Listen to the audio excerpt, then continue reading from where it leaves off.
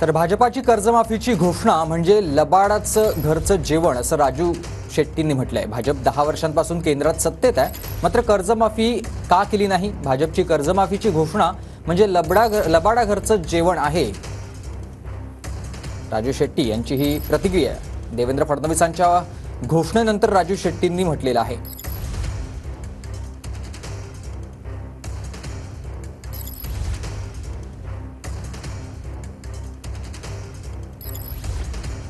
कर्जमाफीचं आश्वासन म्हणजे धुळपेक आहे। 10 वर्षे केंद्रामध्ये भाजप सत्तेवर आहे। जे आतापर्यंत केलं नाही ते निवडणुकीच्या तोंडावर करतो असं म्हटलं तर याच्यावर विश्वास कसा ठेवायचा? आता शेतकरी खवळलेला आहे, शेतकरी नाराज आहे। हे बघितल्यानंतर अशा प्रकारचे आमिष दाखवले जातात। पण खेड्यापाड्यामध्ये एक म्हण आहे, लबाडाचं आमंत्रण प्रत्यक्षात जेवल्याशिवाय खरं नसतं। जेवल्यानंतर ताटावर बसल्यानंतर मग ठरवू ते आमंत्रण खरं होतं का खोटं होतं।